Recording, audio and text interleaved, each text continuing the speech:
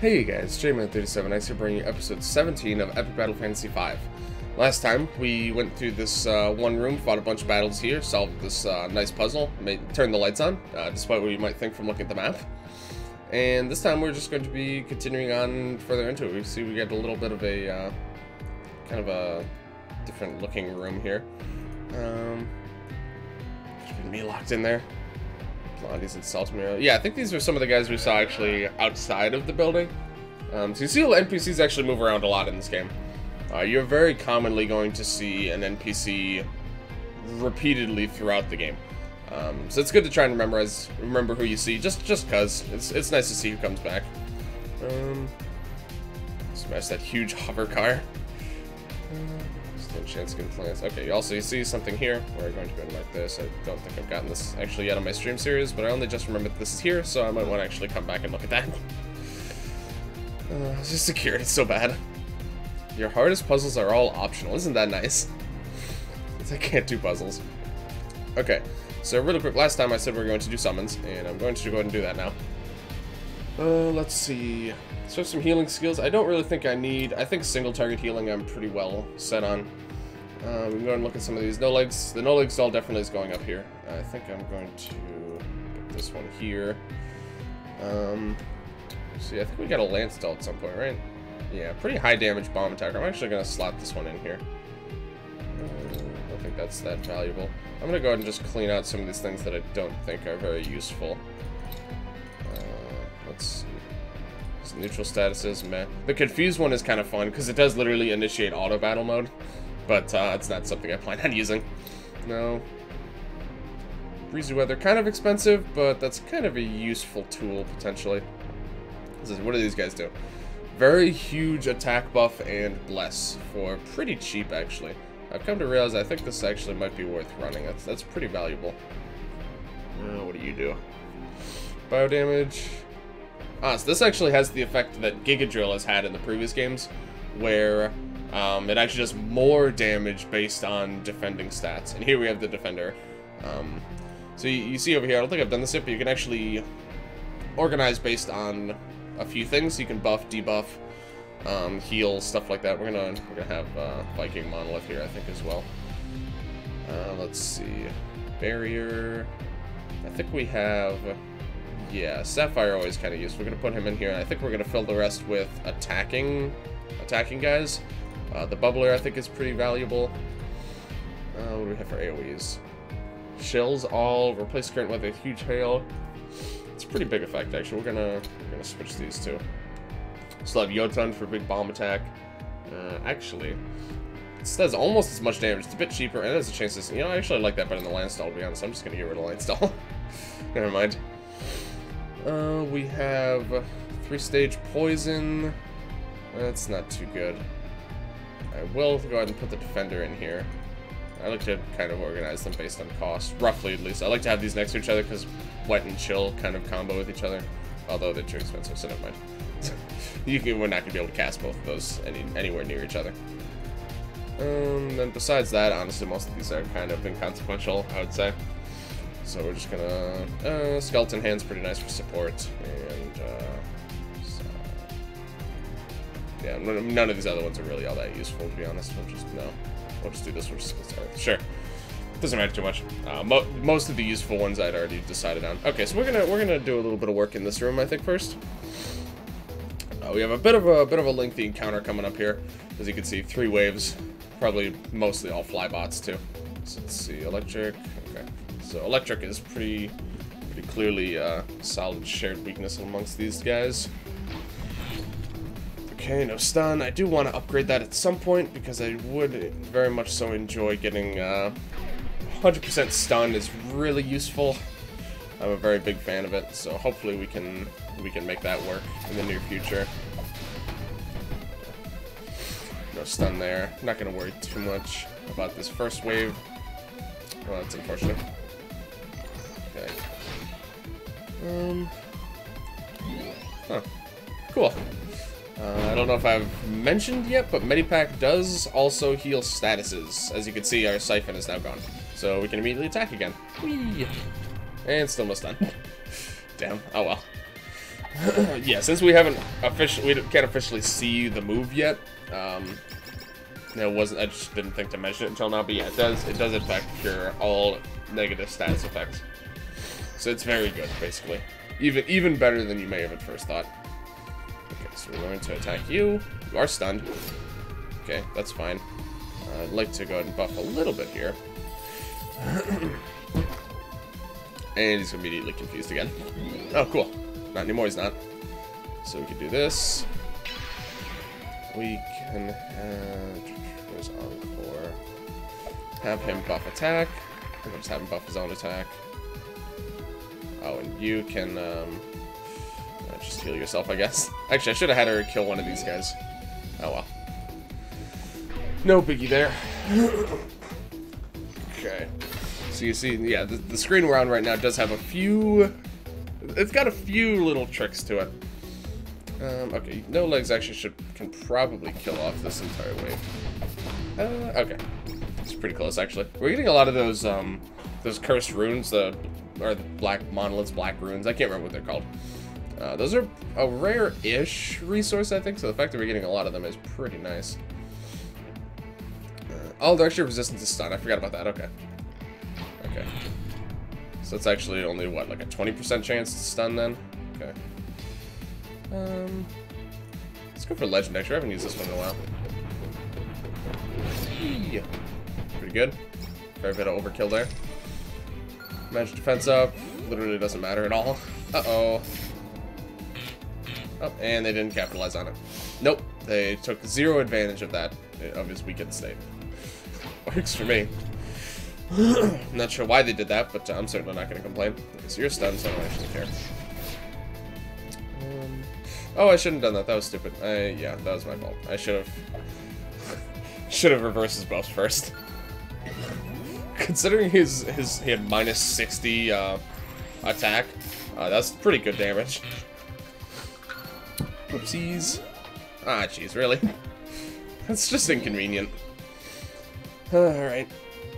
I'll just zap you again. Stunned again. Alright. So now I'm going to do that first. Hopefully I don't have to keep using my SP on reversing these buffs. And then this will probably... Yep. Oh, yeah, that's an easy kill. That would kill one at full HP, jeez. Right, please don't... Oh, jeez. Okay. It's just very inconvenient. That's really all there is to it. Okay, we're just gonna have to use a neutral element here. We'll do, yeah, sure. Because if I did one of their weaknesses, then the other one would absorb the damage, so it's not even worth it. I really don't feel like using more SP. We're just gonna nullify the buff and carry on with our lives. This is gonna take a bit more damage from attacks, but I'm really not that concerned about it. Oh, hold on. Got suspenders. They clearly don't want to attack him anyway. Like I said. So, I really don't know why they're doing that. Alright then. No legs can probably... Oops. Probably finish this up. Maybe not. No, not quite. It's not that big a deal though. I actually can't really do anything, huh? Sure, it's still an item. Got some plastic. When in doubt, you might as well just steal something. That's what I always said. Maybe don't do that in real life, though. Just throwing that out there. Anyway. What are we talking about? Oh, right. Okay. And, yep, like you'd expect. So basically, each wave is 3 of one flybot and then 2 of another one. And then each wave, the one that was the 2 is now the 3, and so on. Pretty neat battle. Excuse me. This pretty much is just way more flybot than you would ever want in one single encounter. Okay, so he's got bad luck. I notice I'm still getting a little bit of lag. Let me know in the comments if you guys think it's more lag than is worth dealing with. I can try and find another way to lower the quality settings a bit, but in general, I think this works pretty well. There's minimal lag, and also everything looks pretty good, I think.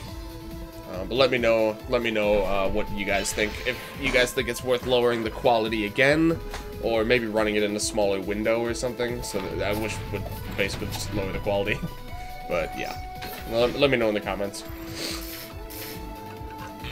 At the moment, I think I'm pretty happy with how it looks, but yeah, it's still not perfect.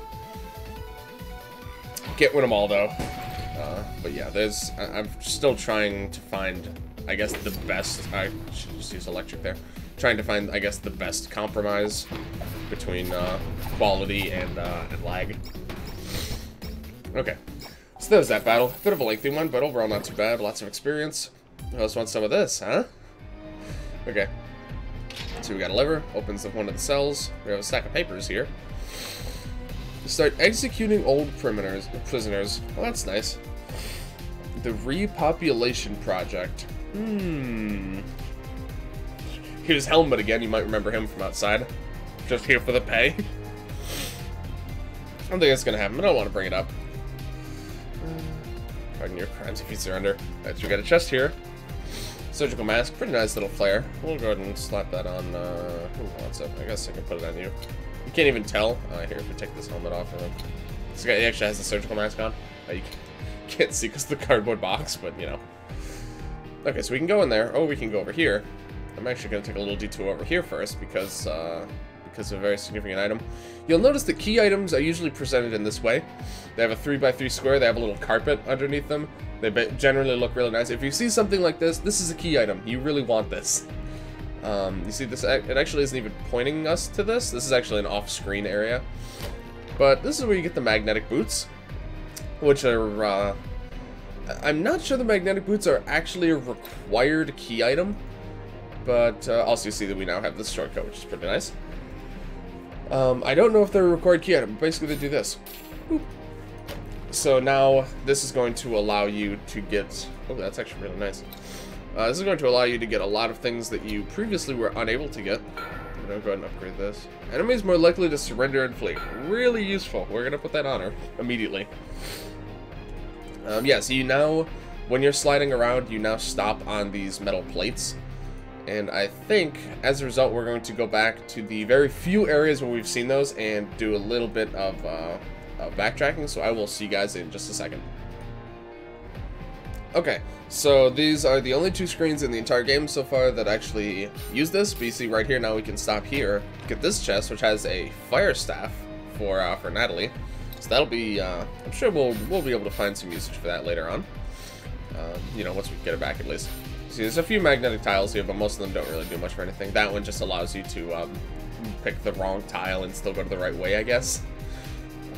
And then the only other spot is right here, which I had mentioned way earlier, and I actually hadn't got on my stream series, so I'm glad I did this, because it actually helped me find something there. Because I thought, because of a perspective thing, I thought this was located below this area, but it's actually just a dark room. There's just no lights in here. So you see, we have a topaz key, which, also a crossbow pin, which replaces your weapon with curse. Your weapon status with curse, which is pretty cool, actually. I think I might give that to No Legs. This is weapon status. Weapon has no status, so now his weapon has a status. So that seems like a fair trade to me. Yeah, so we got a topaz key, which of course is actually the key icon here, and someplace called Red Pine Town. The interesting thing is that at the part of the game that for my stream playthrough at least, the part of the game that I was at when I went back to get this, I had actually only just officially learned about the existence of Red Pine Town, which is kind of interesting. So if you get it this early, you actually learn about Red Pine Town. I was about to say it again. You actually learn about it about 20 hours of gameplay before you will normally learn about it, which is kind of interesting. But anyway, okay, we're now going to see what's going on in this room. It's Jerry. But neighbors for years. This is the guy, if you remember, at the very beginning of the game, you walked to the left and there's like an uninhabited house. And, you know, Matt was like, oh, I guess Jerry's not home. This is Jerry. He's here. Which is pretty funny. This is what you've been planning. Heading home. Maybe I'll go fishing. Yeah, so basically, you can now visit Jerry back in your hometown. Also, here's a music CD. I think this is the first one we found. I might be wrong on that. Nope, first one. Remember, there's a quest where we need to collect 6 of those, I think. This guy. Yeah, he wants 6 of them. So, there's the first of 6. Also, we can check this toilet for an earth ball. Make of that what you will. Okay, we're gonna go ahead and take care of this little encounter here. 7 hells is pose heavy. Yeah, so the main thing about this bow, I believe, is that it decreases her evade. I didn't actually remember checking that beforehand. I think her evade is lower than it would be normally, but she now has an advantage with bomb attacks, and it's just good. Oh, I need to catch a fuzzy worm, don't I? Okay. Yeah, it's just useful to have. Especially in this area, since pretty much everything's weak to bomb. It's just kind of useful. I guess weak to earth, fire, dark. Well, I guess dark's the best we're gonna get. This is probably good to catch, honestly. These worms are not exactly the trickiest to capture. Although these guys are probably just gonna multiply a whole bunch. Okay, so yeah, so you can actually mouse over this to see what they do, which I need to remember to start doing so that I can show you guys what the summon is immediately. Gives the target virus. So basically, if you want to inflict a virus in the battlefield, Fuzzy Worm, I think, is one of your only options. Definitely one of your best options, especially for right now. Here, hold on, sorry. Wait, what am I doing? Okay. Just a second, sorry. 12 minutes, okay. Just making sure I'm keeping up with how long the video is running. Yeah, if you want virus to be mixed into the battle, which there are some times where you might, Fuzzy Worm is going to be your best bet. I think there is a weapon for someone, I can't remember exactly. Eventually there will be other ways, but I think even then Fuzzy Worm is probably going to be your most consistent way to do it. Just because of... Oh, did that? Oh, okay. Just because of the fact that it's a summon and it's very cheap. Yeah.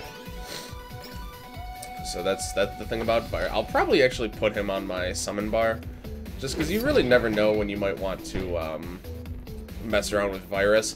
Basically, if your team is decently resistant to poison, even just like a bit, and more importantly, if the foe is very weak to it, it can really wreak some havoc.